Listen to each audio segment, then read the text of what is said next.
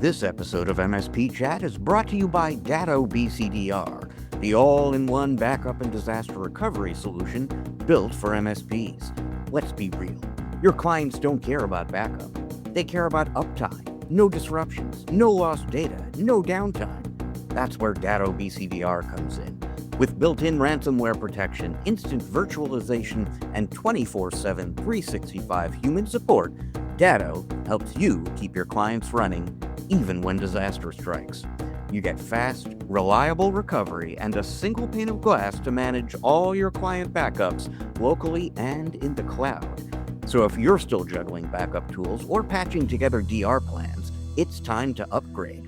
Visit Datto.com to see how you can deliver continuity as a service with Datto. Request a demo and see the solution live to appreciate the power, peace of mind, and the recurring revenue stream it can bring you. Now, on to the show. And 3, 2, 1, blast off. Ladies and gentlemen, welcome to another episode of the MSP Chat Podcast, your weekly visit with two talking heads talking with you about the services, strategies, and success tips you need to make it big in managed services. This episode actually is in between our regular weekly episodes. It's sponsored by the folks at Datto, and we thank them for that. My name is Rich Freeman. I am Chief Analyst at Channel Master, the organization responsible for the show. I am joined side by side by your other co-host on the show. He is also our CEO and Chief Strategist at Channel Master. He's Eric Simpson. Eric, how you doing? Doing well, Rich. How you doing? I am doing pretty well. It's a sunny morning in Seattle, and that's really kind of all I need to get my day off to a good start. Yeah, well, you're in Seattle this week, but that's going to change rapidly over the next few weeks here, the rest of this month. There is a lot of travel coming up, folks, and yeah, I predict you will be seeing me in particular, but the two of us in multiple locations other than the virtual ones you're used to here. So lots of good trips coming up. But let's dive into our top story. I won't call it the story of the week for this episode of the show, sponsored by Datto. And Datto obviously is a cyber resilience company. We're going to be joined by somebody from that company shortly to talk about cyber resilience. I want to kind of set things up a little bit, just in terms, from my perspective, about the need and the business opportunity around cyber resilience. And cyber resilience, at least as I define it, basically is a combination of backup and security. And it's very easy for folks in our audience here to think this is kind of old hat. This is done. There are bigger, more important things going on, particularly in terms of the thing we like to talk about a lot here, Eric, in AI. A lot of that is true, but maybe less so than you think. So first of all, let's look at cyber resilience specifically in the context of data protection. And I'll quote the latest numbers from IDC. They do a widely cited, respected study called the Global Data Sphere, which measures the total amount of data created, captured, replicated, consumed worldwide.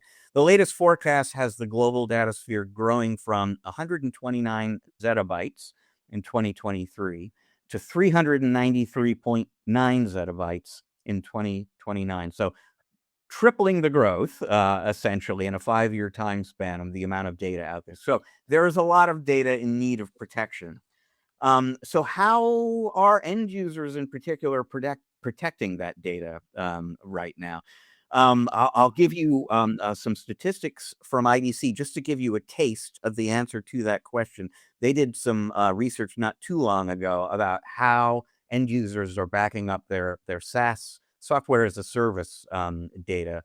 61.7% of the businesses they surveyed are basically just assuming it's in the cloud, it's backed up, which of course is not right. The vendors themselves would tell you, we don't want you to think about our platform as a backup tool for the data that you are creating with us.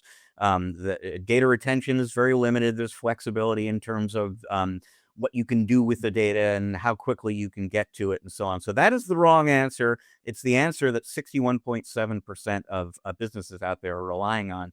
Only 19.2% of the companies IDC surveyed have some kind of third-party backup or BDR solution. 6.6% of the businesses IDC surveyed aren't doing anything.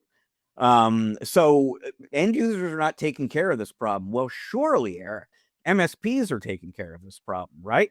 Let me quote you some statistics here from Kaseya's 2025 State of MSP report. And I'll start specifically with BCDR. 53% of MSPs are offering BCDR to their clients. 53%. That's a little bit over half. I mean, I guess it's better than less than half, but 47% of the MSPs out there aren't dealing with this issue, and we know the end users aren't taking care of it as well. There's a lot of upside potential in backup for the MSPs in our audience here. And again, cyber resilience is what we're talking about. That combines security with backup. More statistics from the Kaseya study. 26% of MSPs are offering MDR to their customers. 44% are offering identity and access management.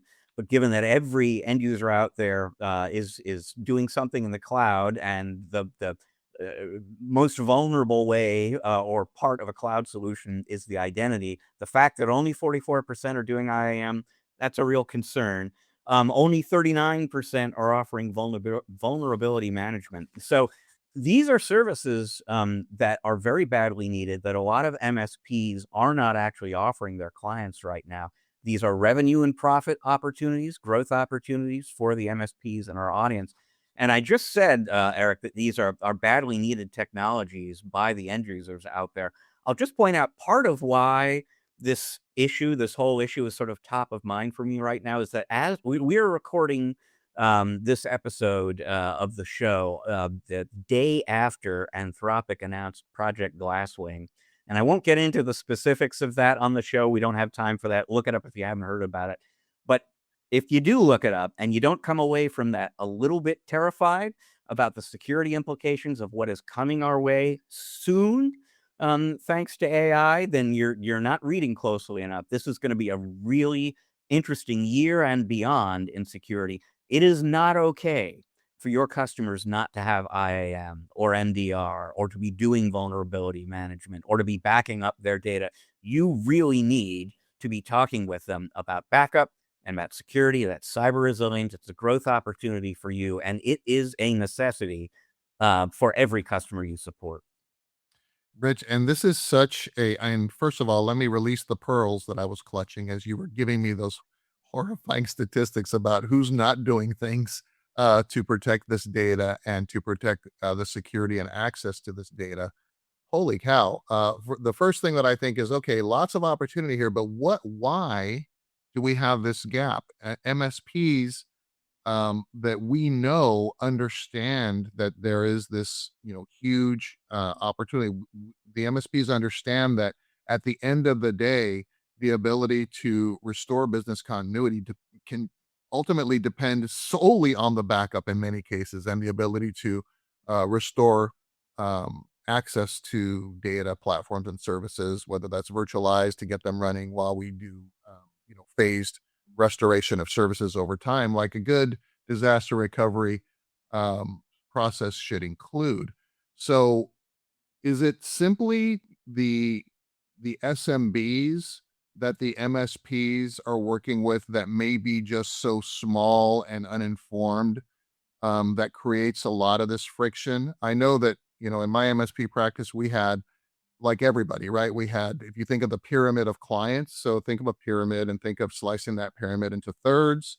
The top smallest piece would be your A clients, the middle piece would be the Bs, and the bottom is probably your C customers. Maybe there's some clients in there, but we worked really diligently to try to make sure that we, found homes for the C, D, and F customers that just did not move forward with our recommendations, right? You must subscribe to these essential services at a baseline just to be our clients, and then we can work on moving you up the value ladder of our services over time, right, for those strategic clients. I wonder if it's a scenario where we just haven't had the ability to convey the importance of this to some of these SMBs that are more cost conscious than strategic business owners, and that might be some of the challenge. And if so, what do we do to enable MSPs to scorecard these clients, have a conversation with each and every one of them. And for the ones that are just not going to move, put a plan in place, to exit them as they can replace them with new, more strategic clients, because that is creating a tremendous risk for MSPs along with these SMB customers that just don't know any better. Yeah, I'm absolutely certain most of the MSPs in our audience here right now are thinking that on a certain level, I know everything you guys just said about the importance of these technologies. I've been trying to get my customers to sign up for all this stuff, and they keep it, they don't understand. They keep resisting. And I guess I bring it up in part. I am aware of that issue. I sympathize with it. You, Eric, have strategies for dealing with it that we won't necessarily get into on the show. I'm just maybe underscoring the urgency of moving on this in the way that you were just saying right now, because it's already right now a very dangerous world for your clients, and there are high stakes consequences if they get breached. But we're just really on the verge, on the cusp of an even more, a terrifyingly more threatening security landscape going forward. And you've really just got to set a zero tolerance kind of policy around this stuff. Figure it out. I know it's harder than that, but you really got to do that. Yeah, it reminds me of like movies where the heroes on this boat with the survivors, and they're on this, and they don't see the 150-foot waterfall that's just over the horizon, as they think, oh, we're just going to paddle ashore, and the current is too strong, and oh, here comes this huge drop that's about to happen. That's what's happening here. Imagine it, right? The risk and the danger, and yeah, Glasswing, no joke.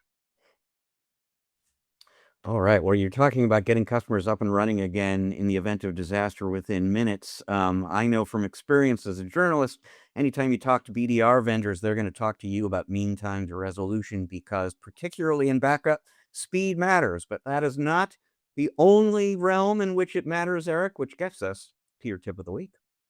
Thanks for that pivot there, Rich. Perfect positioning. So, I'm going to say something that might sound counterintuitive to our audience, right?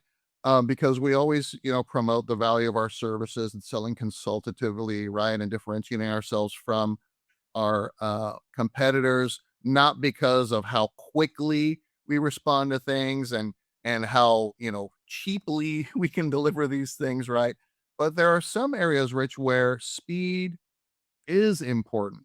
And I'm going to talk about three things, three areas where speed is a competitive advantage with MSPs, and to think about it a little bit differently. So, our response time and SLA is absolutely something that is expected now, right? This is something that came from the enterprise, resolution time objectives and resolution times and things like that. When we were restoring continuity of applications and services and things in the enterprise world, when we started delivering services as MSPs to SMBs, we brought that methodology to them through SLAs, but we tweaked it a little bit to say response time, maybe not resolution time, right? So the response time objective, resolution time objective in the enterprise is critical because that costs real, money at that scale. At SMBs, some things aren't quite as critical to respond to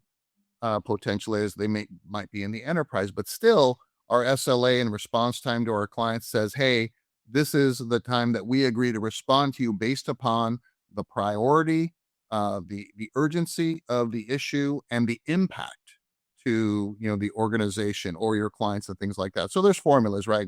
MSPs know what I'm talking about. You know what I'm talking about, Rich. So the important thing here is not to overpromise and underdeliver. We want to have a response time that is measured, that we can hit, and we can report that back to clients. That is kind of table stakes. Like if it's a priority one incident, I know in some SLAs that I've worked with partners on over many years, Rich, you might have a priority one response time that is 30 minutes. You might have a priority two response time that is, an hour or 2 hours. You might have a priority three that might be 4 hours. In some cases, you might have a priority one response time that's an hour. You might have a P2 at maybe 8 hours. You might have a P3 at 24 hours. It just depends on what you land on. But no matter what you promote to your clients, you're going to have an internal response time that has to be better than that. Because if somebody doesn't respond, you have to have time to escalate that internally on your service test to make sure that somebody is on it. Right. So thinking about that and making sure we hit those numbers and are expressing that in our marketing materials and our sales conversations and our strategic business meetings with clients to say we're meeting those expectations. So you don't have to worry about that. So that's where speed, according to your SLA, making sure we deliver on that is key number one. Here's one that some MSPs might not think about too often, Rich, is speed to delivering a proposal, a sales proposal to a new prospect. When we ran our MSP practice, Rich, we had a 72-hour clock. By the time we met with a client and we got gathered all of our intelligence. We tried to get our network assessment done within the same week. But once we had the data gathered, we let the client know that within 72 hours, no later than that, we would have a proposal turned around to them. Now, think about this, Rich. This is when there were no tools that could create these proposals for us. These were handwritten templates or created templates that we had to adjust. And of course, we had templates and all that, and we delivered that. But in most cases, we tried to beat that by at least 24 hours, right? If it was a small engagement, it could be, but we try to be it by at least 24 hours. In some cases, we did it within 24 hours and tried to schedule the proposal presentation within 24 hours of that meeting. Didn't get it done all the time. And of course, there's, other factors like availability of the client, but that's one case where you can be different and distinct. Clients that are ready to make a decision, you should not be the bottleneck. Give them everything they need in a proposal format. If you have some templates, great. I don't recommend just using the output that just comes out of some PSAs and things like that. I think when you're trying to sell a client an engagement that may be worth hundreds of thousands of dollars over the lifetime of that agreement, you should reflect that in how your proposal looks. Get a professional design done. There's lots of tools out there that you can do. You can hire somebody to create that really nice template for you so you stand out from your competitors. And the third one where speed matters, Rich, this one is very familiar to MSPs, onboarding. We can't have onboarding that never ends. We have to have a minimum set of things that are onboarded and lit up and active in order for us to begin delivering service. But we should have our onboarding process documented. We should be using tools to help with that. And we want to make sure that that client feels like they're getting their money's worth. When they say yes, we're on it. We are executing. We are onboarding. We're collecting all the data. We're including that in our documentation platforms. We're deploying our agents. We're testing things. We're training the users on how to open tickets. And it helps us become more profitable much more quickly.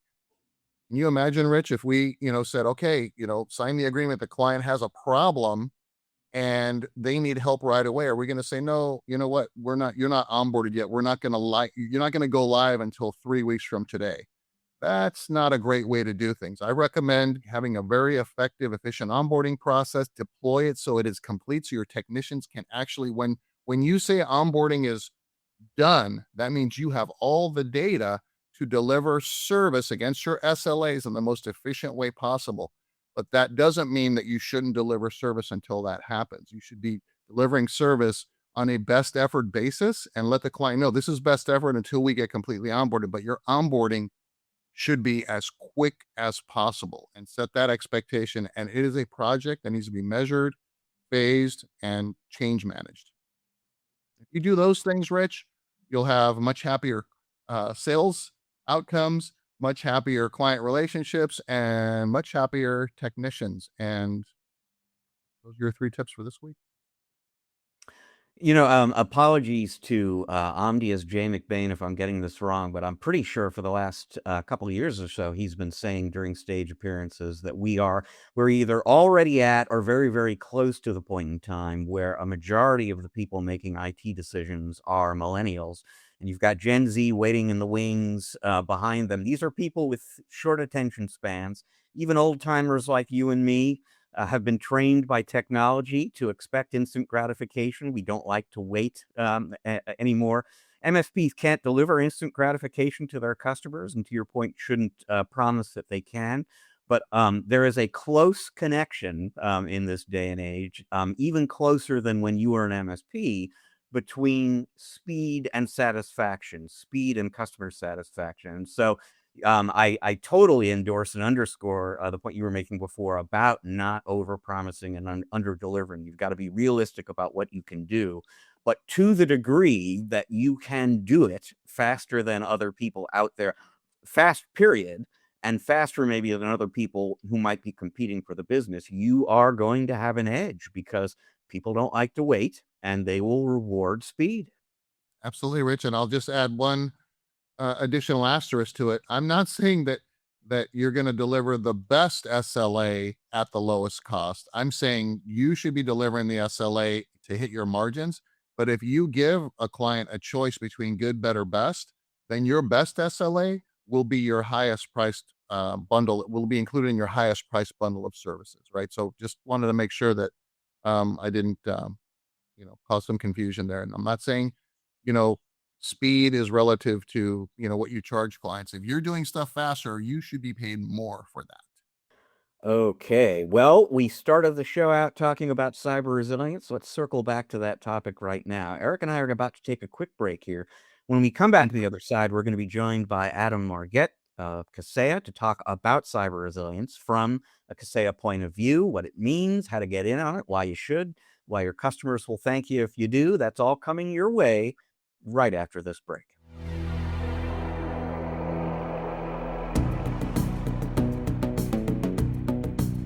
And welcome back to part two of this episode of the MSP Chat podcast, sponsored by Datto. And we are pleased, in fact, to be joined by Adam Margette. He is the Senior Product Marketing Manager for Backup and Disaster Recovery at Kaseya, which obviously includes the Datto unit there. Adam, welcome to the show. Yeah, Rich, thank you very much for having me. It's a pleasure to be here. Well, we and our audience are very interested in backup and in cybersecurity and in the intersection between those two things, cyber resilience. That's very much what we want to get into with you. But before we dive in, for folks who are new to you, let them know who you are, what you do at Kaseya, and the group you're within. Yes, absolutely. So, it's a pleasure to be here with everyone. As Rich mentioned, my name is Adam Margette. I'm the lead product marketing manager for our recently rebranded Cyber Resilience Suite, formerly our Unified Backup Suite. So I've been a member of the Kaseya team going on just about a decade now, originally starting with our Unitrends backup and disaster recovery solutions. With the Datto acquisition in 2022, I started to take on ownership of their modules, and I really sit at the intersection of the engineers and the product leaders that are building the technology and the tools that you all consume every day, and yourselves, the MSPs and the practitioners that are out in the field, telling us what you like about the tools, telling us about what you want to see next, telling us where we can improve. So I love hearing the thoughts, the perspectives from both sides of the fence, how we are designing and the challenges that we're trying to solve, and making sure that aligns with the challenges and the realities that you all see every day in the field. Okay. Well, I have been writing about cyber resilience platforms and suites and strategies in the industry for many years. I know how I define cyber resilience and why it's interesting to me, but I want to make sure just to kind of level set as we go in, the audience understands how you folks define it. So give me the Kaseya definition of cyber resilience and an overview of what it is about cyber resilience that makes it more powerful, more useful for an MSP and their customers than backup alone or security alone. Yeah, Rich, I think you hit it right on the head where you talk about a platform or an ecosystem, but I think that you can address cyber resilience really in two ways. It's a mindset and an outcome. As a mindset, a cyber resilient organization assumes that incidents are going to happen. It's a matter of when, not if. We have to face some sort of disruption to our day-to-day operations, but we're focused on keeping the business running, containing or isolating that incident, performing the necessary analysis, and resuming operations as quickly as is safely possible. As an outcome, it's exactly that, the ability of an organization to withstand, respond to, and recover from a cyber incident without losing that business momentum.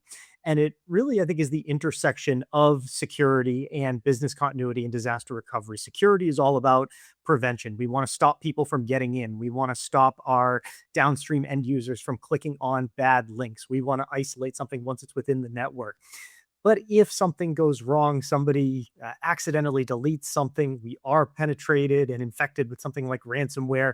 That's where we turn to the BCDR side of the equation and that right of boom to get back to restoration. How can we resume operations with that minimal disruption? So I think that the organizations and the MSPs that really embrace cyber resilience as an outcome, as a mindset, are bringing together those two pillars of security, business continuity, disaster recovery into a more complete operating model. And so that it is something that is increasingly standardized, it is scalable, it's repeatable, and ultimately those outcomes are predictable.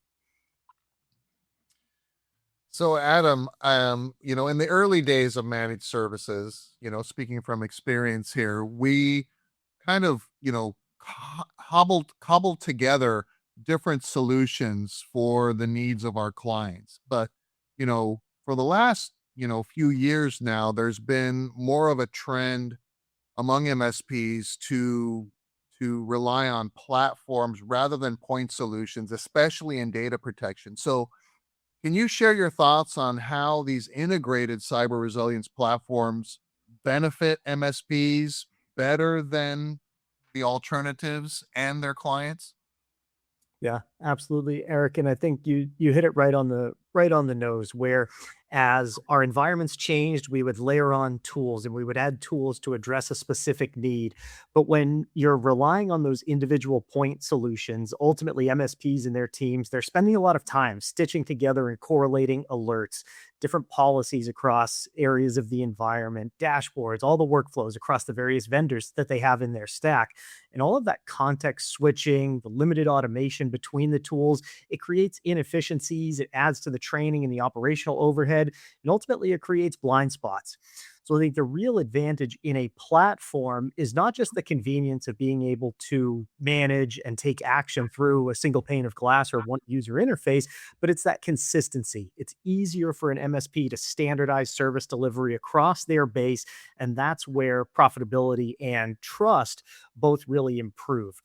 I'll use ransomware and go back to that as an example. Left of boom, we need to be able to correlate information from our security tools to understand where are our IOCs or those indicators of compromise. When did they get into the environment? From what point in my retention are my backups clean?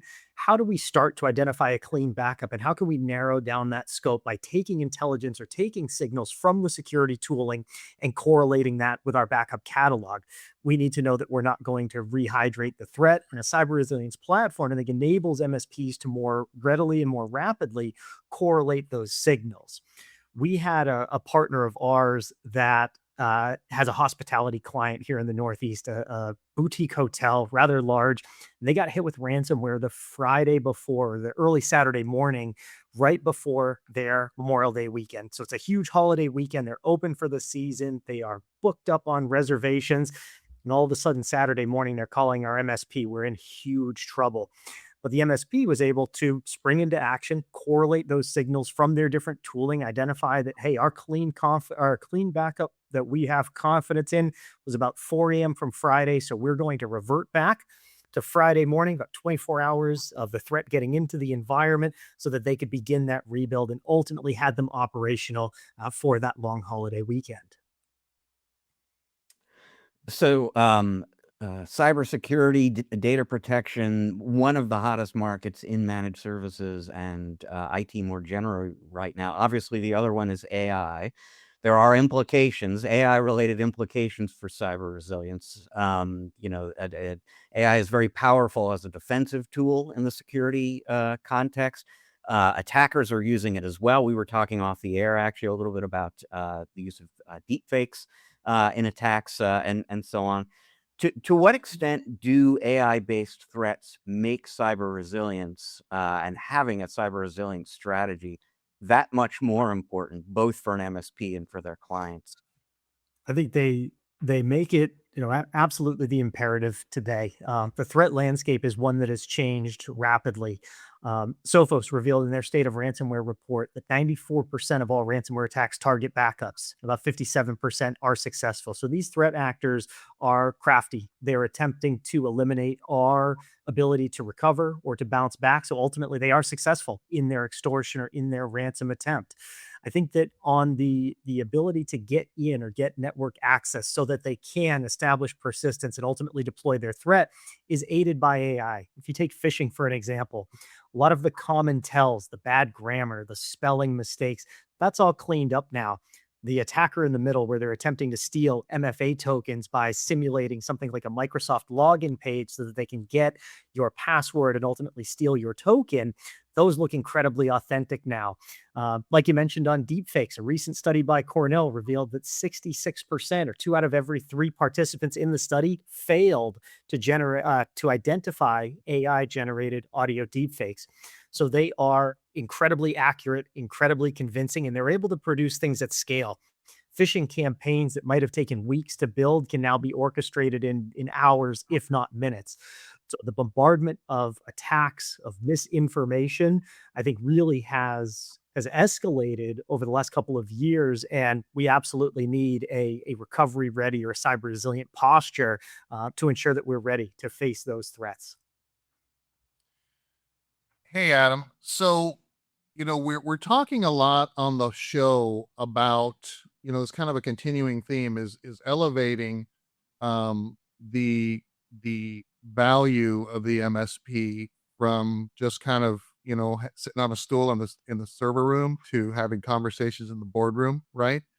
Um, and my question revolves around the strategic necessity for MSPs to evaluate their current um, business continuity data protection solutions in today's day and age of data everywhere, right? And, as a recovering MSP, I know how difficult it is for MSPs that are firefighting constantly to sit down and reevaluate their strategy or maintaining the most valuable asset that they're defending and protecting for their clients. So, can you walk us through um, a journey of an MSP to say, hey, how do I evaluate the capability of my current solution against what is required from what my customers are involved in now, where data is just everywhere? Can you give us some thoughts? Yeah, and I think there are a couple of ways to look at this, and you are right, Eric, to suggest that it becomes more of a board level discussion and really positioning yourself as more of that strategic partner and avoiding sort of being seen as that cost center. One step that we always recommend is something like a business impact analysis or a BIA, understanding the critical systems, tiering out all of the different applications, the users, but understanding the dependencies between them as well. As a lot of organizations shift into the cloud, Azure Active Directory or formerly Azure Active Directory, now Entra ID, has become that identity and that control plane. But when you look at what Microsoft provides natively with the recycle bin and some of their capabilities to recover or rebuild that identity data, it's pretty limited. So we need to ensure that we have mapped the dependencies across the environment, we've tiered them, and then the protection is in place so that we can restore those systems. When you're thinking about evaluating against maybe the current stack, I think there are three questions that you need to, or your solution providers need to be able to readily answer when it comes to facing an incident. The first is, do I have good backups? If an incident has struck, a cybersecurity incident, do I have immutability on my backups? Is the backup environment free from compromise? Have I isolated those credentials? Have I tested and verified those backups so that I know that, okay, here's a clean, valid backup that we know is going to work? We don't want to discover that the backup was completed. We saw that little green checkbox in our UI, but we can't actually restore the system with it. So we've got to be testing in advance. After we think about, do I have a good backup and from what point can I recover? We're thinking about where can I recover to? Depending on the incident, that primary environment, that primary infrastructure may not be available. But do I have a secondary environment in the cloud? Do I have the ability to cross restore into a new tenant if I'm in a SaaS or an identity environment? And the third question is, what steps can I automate and what steps can my tooling help me to automate? When MSPs and when we're dealing with an incident, we're under incredible pressure. We're under a lot of strain. We are racing against the clock in a lot of times. Downtime, I've seen estimates for SMBs that downtime ranges from about $8,000 an hour to $25,000. So it can be absolutely detrimental. When we're rebuilding under pressure, there are a lot of steps that we need to complete. So, what can those automate? Say we're spinning up our virtual machines for cloud recovery. Well, what is the resource allocation for each of those VMs? What is the boot order that I need to bring those systems up in so that the services and the applications are all talking correctly to one another? What sort of cloud networking do I need to configure? And then ultimately, how do I connect my downstream users back into that cloud? Am I configuring and distributing out VPN files, for example? Do I have a secure access service edge that people can click in and single sign on, connect in, and access those cloud resources? So when you're thinking about your capabilities, I would ask, and again, and see what the vendors or the tooling, how can they answer those questions? Do I have good backups and can I prove it with confidence? Where can I recover to depending on the scenario? And what steps, what parts of that process ultimately can I automate? There's obviously a ton of business benefit to the MSPs in our audience just in keeping their clients safe, safeguarding their clients left of boom as well as right of boom. But let's talk a little bit about the dollars and cents business benefit of embracing a cyber resilience strategy as well. MSPs are always focused on margins. How can embracing a cyber resilience strategy of the kind that you're talking about here help them with margins? I think there are a couple of areas that you can look at when it comes to that tooling. Um, Cyber resilience can help MSPs start to improve margins because, as we talked about a little bit, it's more of that higher service or higher value service model. It's not a checkbox item. They're not, Eric, as you mentioned, sitting in the server room on a stool waiting for something to go wrong. And if you're focused on selling backup, it's often viewed as a checkbox item. If you're only selling security, you might start getting price compared or price shopped against other MSPs with similar tools. Is antivirus A really worth an extra 30 cents a seat more than antivirus B? But when you've embraced cyber resilience, you've got a broader story to tell and a broader service package. You're not selling into a single product category, but ultimately you are that positioned as that higher value consultant where what you're selling is the outcome of business continuity, the outcome of risk reduction, the outcome of recovery readiness, compliance support, and operational readiness, all put it together, all put together. I had a partner put it to me once. We were at a conference, we met, and he said, Adam, the tooling that I rely on, I want to be able to help to save people. And in this case, they were based in the mid northwest United States. They deal with a ton of heavy snowfall. He was telling me about a customer, their roof caved in, and they were able to virtualize in the cloud. They were able to spin it up and keep them running. They're able to help save their client's business in the event that the worst happens. But the opportunity to create value internally and externally, there are a couple of ways I think to do so. The first, the integrated platform or leveraging that integrated platform approach can reduce the internal tool cost for an MSP by lowering that overlap and simplifying management. We want to reduce as much as possible those non-billable hours, that kind of low value troubleshooting time, so that we can reallocate or reclaim that capacity and redeploy our resources. They are easier, I think, when you're looking at cyber resilience rather than positioning, okay, we're going to back up your VMware server, we're going to back up your Microsoft 365. When we're looking at it as a business, we're protecting all of your digital assets, all of your users. You can bundle that more easily into a recurring offering with more clear business value. I think a lot of MSPs still struggle to justify that cost of something like a SaaS backup. End users, there's this misconception that, oh, it's in the cloud, it's going to be protected. Doesn't Microsoft have a copy up there?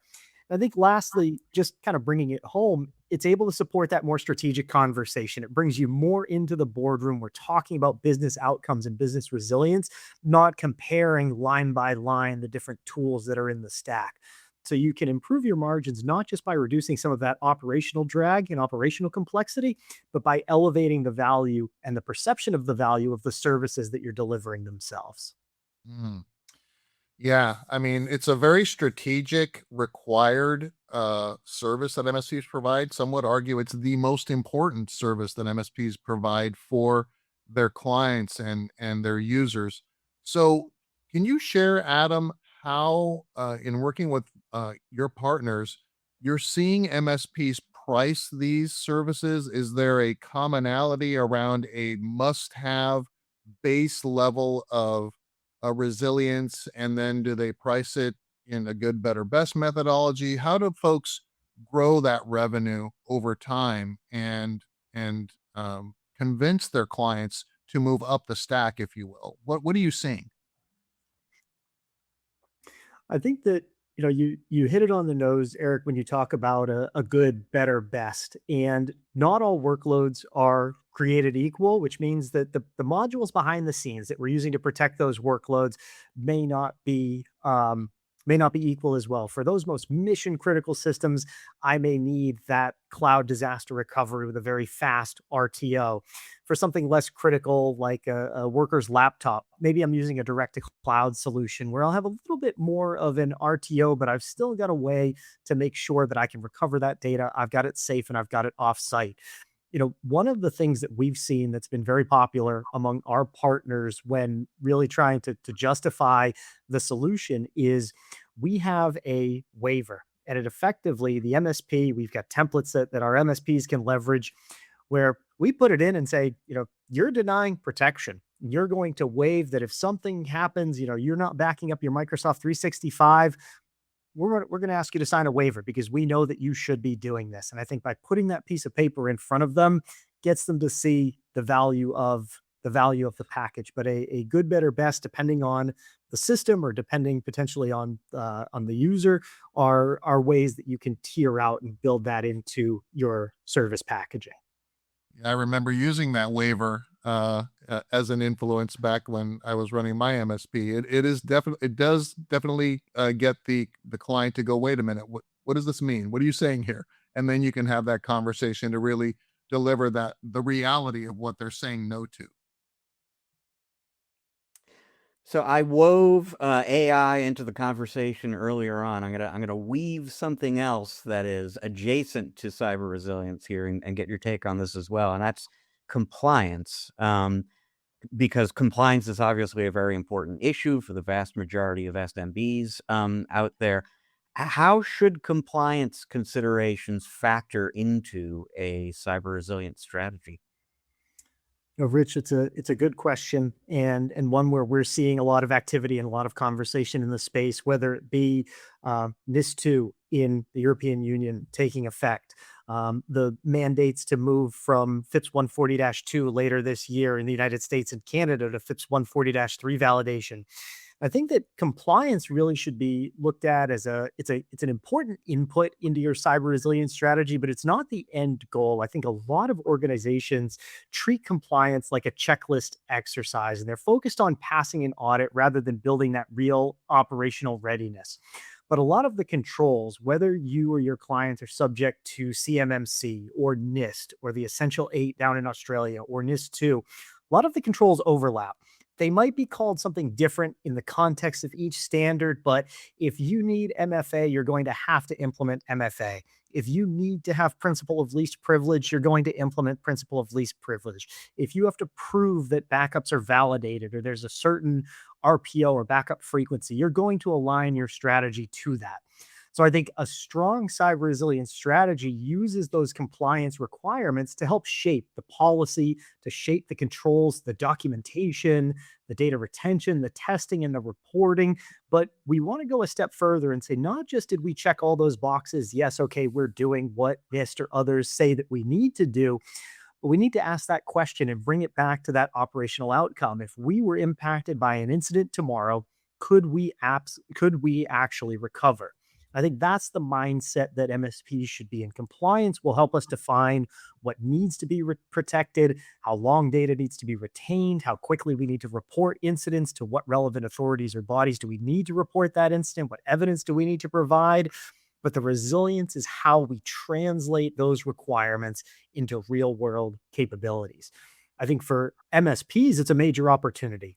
We can help our customers to align backup, security, recovery, the auditing and reporting pieces, map them to those compliance operations while also strengthening our ability to improve or to action on these in practice. And that posture is a lot more valuable than simply helping a customer say, yep, you've checked all the boxes, you can pass your audit now. Mm. Yeah, that's a really effective strategy in getting clients to understand when the MSP needs them to up their cyber resilience game, their cybersecurity profile, is to say, let's take a look at your cyber liability insurance policy and show them how they're not meeting any of these requirements, right? So I like that approach. Um, Adam, for MSPs that are out there looking to become that next generation strategic partner for their clients, what attributes should they be looking for when evaluating cyber resilience products and vendors?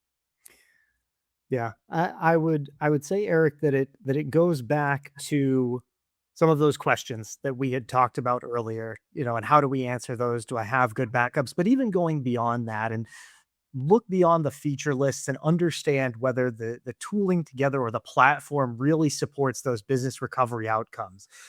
What are the integrations across security, backup, recovery, automation, and reporting? If you're finding that there's a lot of work that you have to do to stitch things together, if those capabilities are fragmented, you're going to end up doing a lot of that integration work yourself, as it really is kind of cosmetic on the surface. I would evaluate recoverability and not just backup. How do we verify integrity? How do we support a fast, reliable restore? And how do we do so at scale? Is it a repeatable process? Are there elements of it that we can templatize?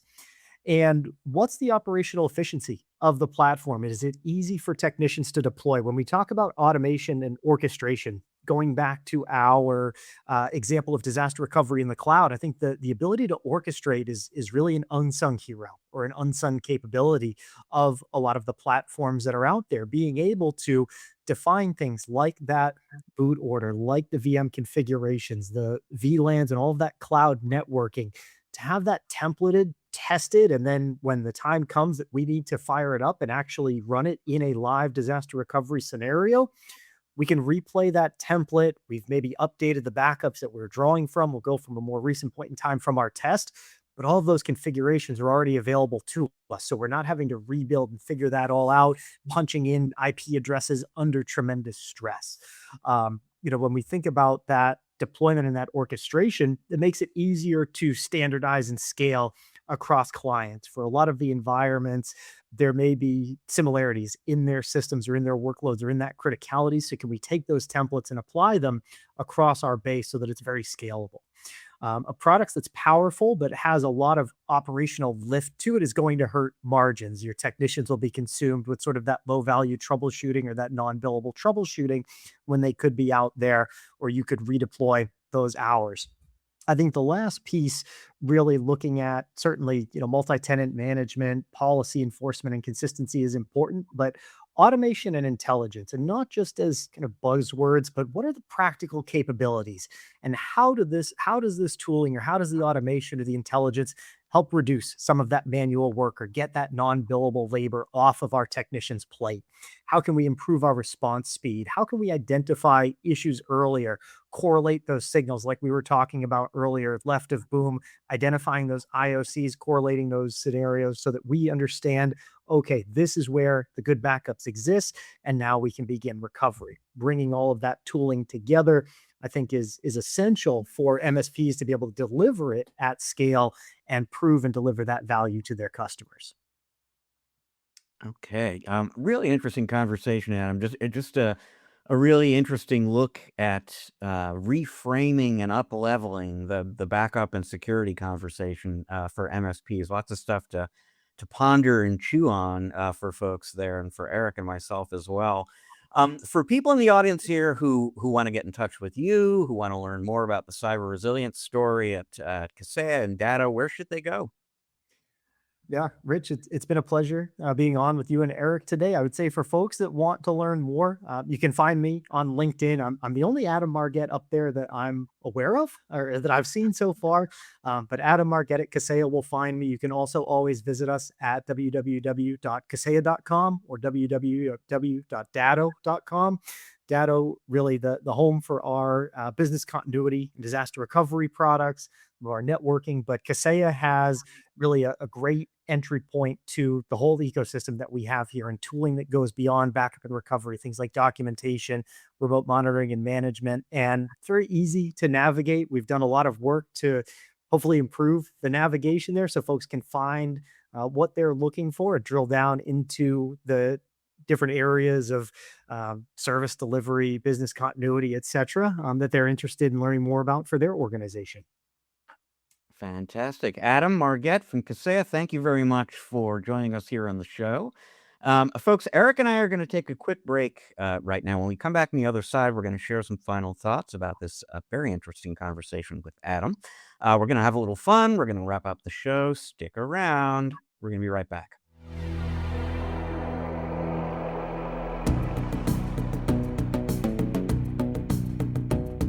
And welcome back to part 3 of this episode of the MSP Chat Podcast, sponsored by Datto. One last thank you to Adam Margette from Kaseya for taking us through his perspective on the cyber resilience use case and an opportunity for MSPs. Lots, like I said, Eric, to chew on in there. Two quick things I'll call attention to. First of all, early on in the conversation, as he was talking, I was kind of thinking to myself, because you and I were both at the RSA conference, big security conference in San Francisco recently. My write-up about that conference afterwards kind of focused in on how often in the conversations I was having with vendors there, they were talking about this shift in the direction of prevention, left of boom, where for years and years, it's really all been about detection and response. And for AI related reasons in particular, there's this kind of gravity shift in the direction left of boom to prevention as well. And I think that makes a ton of sense for those AI related reasons. But it was good to be kind of reminded by Adam here that it is not just enough to be thinking about left of boom, that the ideal strategy, particularly now with AI threats, is one that's focused both on left of boom and right of boom, and that assumes eventually you're going to need help on the right of boom side of things. So that was something that kind of struck me. And then I was also struck, and you were as well, it was clear during the interview. I really appreciated Adam's take on how a cyber resilience platform and message can up level that conversation with the customer. You're not talking about products. You're not talking about something kind of commoditized. You're having a more strategic kind of conversation with the customer about what you and your company do for them. And that's part of what opens the door to it. It lowers objections to doing the things that we know clients need to do, so that a waiver form, isn't necessary there. And it also kind of opens the door to more margin.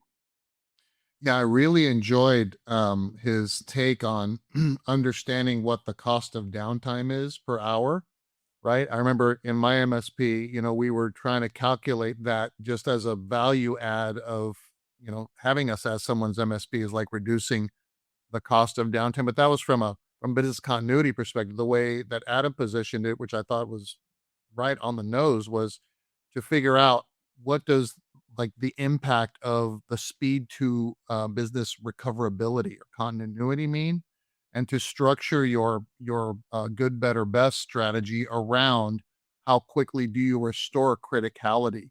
I'm always thinking, Rich, about good, better, best, and having a minimum standard that everyone has to subscribe to, which is more of the criticality, and to prove the value to your client to say, oh yes, this is what we do, right? Left of boom side, right? Prevention and things like that. But the real story is what happens when an incident occurs and how quickly we can restore your operational capabilities to continue doing business. And looking at those numbers, if you've got 100 users that are down because of an incident, and you can kind of calculate what that downtime costs on both sides of the sword, it's kind of the cost of paying someone to not do anything, but then the cost of missed opportunity and productivity on the other end. it's a compelling argument. And I think that does allow you to have more strategic conversations in terms of here's how we are going to restore continuity in this order, and it makes it more strategic and more valuable for your client relationships. All right, I like it, and it leaves us with time for just one last thing, folks. And this comes to us from Greene County, New York, not too long ago. An antique store in East Durham, Greene County specifically, where somebody was shopping on a recent weekend, came across a knickknack on the shelf of the antique store shaped like an owl, and marveled at how lifelike this owl knickknack was. And it was actually a chicken-shaped cookie jar, excuse me, not owl, a chicken-shaped cookie jar, which looked lifelike because it was, in fact, alive. There was an animal on the shelf. I'm not really clear from the write-up here how this happened, but right there on the shelf with a bunch of other stuff this person was browsing at, boy, that cookie jar really looks like a chicken. By golly, it was a chicken. Now, this is kind of a crazy thing, Eric. I mean, how often does it happen? Somebody is shopping in a store somewhere, they see something on a shelf, they think it's lifelike, turns out to actually be alive. Well, just 9 days after that incident in the Greene County, New York, I take you now to a Tasmanian, an airport in Australia, where a very similar kind of thing happened at an airport gift shop, where somebody was poking around, and discovered that the possum plushie on the shelf was not, in fact, a plushie so much as a possum. And when something like this happens twice on opposite sides of the globe within a 10-day span, it does make me wonder, Eric, how often does this happen in general? Hey, but folks in the audience, if you have ever encountered a live animal on the shelf of a store anywhere, or if you know someone who has, drop us a line, please, because something tells me this is not the only 2 times this has ever happened. Yeah, I hope we link to these articles, Rich, because you have to see the photos of this. And it was a chicken-shaped cookie jar, but next to it was a baby owl, a live baby owl. That's what it is. And I tell you, you know what? I'm okay with seeing a live little baby owl or a live little baby possum in the store. What I don't like seeing is rodents in stores, right? So at least, it was kind of a pleasant, oh, look how cute this is. And not the, oh, I'll never eat in this restaurant again kind of a thing, right? Yeah, exactly. Yeah, it happens in a gift shop or an antique store, you're good. Yeah, happens in a restaurant, and it might be a totally different story. Right. Uh, well, folks, that is all the time we've got for you on this episode of MSP Chat, sponsored by Data. We thank you very much for joining us here. Eric and I are going to be back in just a few days' time with a regular episode of the show. Until then, I will remind you that this is both a video and an audio podcast, which means that if you're listening to us right now, but you'd like to check us out on video, you can go to YouTube, look up MSP Chat. You're going to find us there. If you are watching us on YouTube, but you're into audio podcasts, go to Google, Apple, Spotify, or wherever you get your audio podcasts. You're going to find us there too. And wherever you find us, please subscribe, rate, review. It's going to help other people find and enjoy the show just like you do. This show is produced by the great Riley Simpson, part of the team with us here at Channel Mastered, where we help vendors build, optimize, perfect, refine MSP channel programs. You can learn more about the many ways we do that at www.channelmastered.com. Channel Mastered has a sister organization called MSP Mastered. That's Eric working with MSPs to help them grow and optimize their business. You can learn more about that at www.mspmastered.com. So once again, we thank you for joining us on this special episode of the show sponsored by Datto. And as we say goodbye until next time, I will simply remind you, as we always do on this show, you can't spell channel without MSP.